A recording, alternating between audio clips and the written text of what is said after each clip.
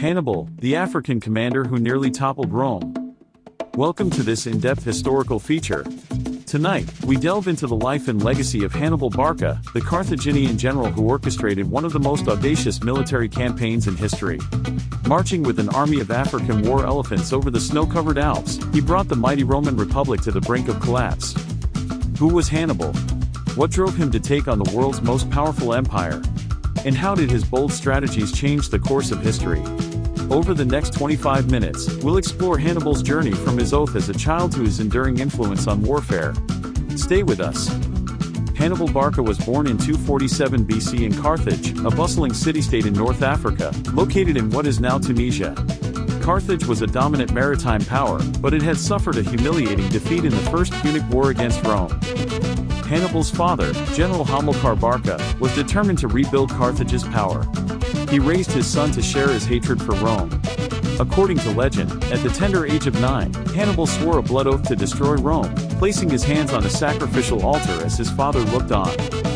As a young man, Hannibal quickly proved himself a capable soldier. By the time he was in his mid-20s, he had taken command of the Carthaginian army in Spain, a region rich in resources that was vital to Carthage's resurgence. Hannibal's charisma, intellect, and military acumen made him a leader both his soldiers and enemies respected. In 218 BC, Hannibal set out on his most ambitious campaign. With tensions boiling over between Rome and Carthage, Hannibal decided to strike first. But instead of attacking Rome head-on, he devised a daring plan to march his army from Spain, across the Pyrenees, through Gaul, and over the Alps into Italy. Let's put this into perspective. The Alps were treacherous terrain, with freezing temperatures, narrow passes, and hostile mountain tribes. Hannibal led an army of 40,000 infantry, 12,000 cavalry, and 37 African war elephants on this perilous journey. The crossing was brutal. His army faced landslides, snowstorms, and attacks from local tribes.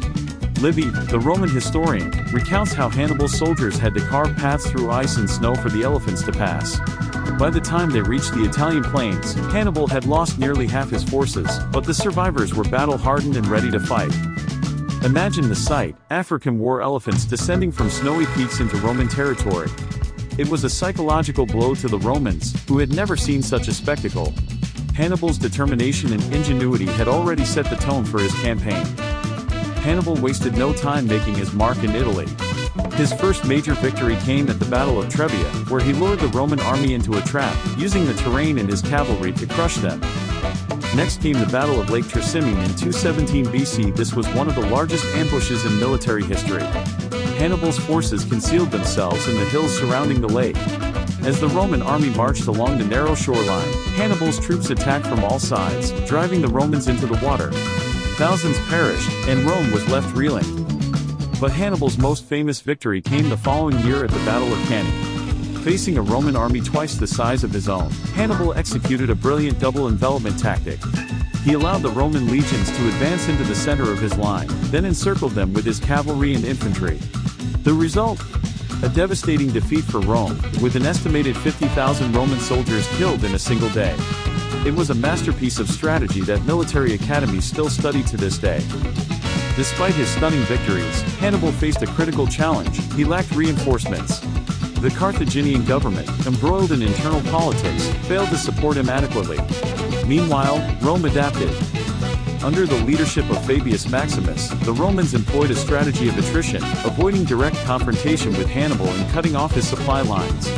This Fabian strategy frustrated Hannibal, who found himself increasingly isolated in enemy territory. Eventually, Rome turned the tide by attacking Carthage itself, forcing Hannibal to return to defend his homeland. At the Battle of Zama in 202 BC, Hannibal was defeated by the Roman general Scipio Africanus. It marked the end of the Second Punic War and Carthage's ambitions of dominating the Mediterranean. After his defeat, Hannibal went into exile, moving from one court to another in a bid to rally support against Rome.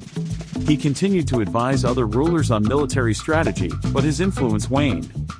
In 183 BC, facing capture by Roman agents, Hannibal took his own life with poison. Even in death, he refused to submit to Rome, saying, "Let us relieve the Romans of their fear of an old man." But his legacy lived on. Hannibal's boldness and brilliance left an indelible mark on history, inspiring generals from Napoleon to Eisenhower. Hannibal Barca's story is one of resilience, ingenuity, and the power of strategy. He may not have conquered Rome, but his campaigns reshaped the ancient world and set the standard for military excellence. His life reminds us that even in the face of overwhelming odds, boldness and creativity can change the course of history. Thank you for joining me tonight for this exploration of one of history's greatest military minds. I'm GRAND-NÈGRE. Stay curious, stay inspired, and as always, learn from the past to understand the present. Good night.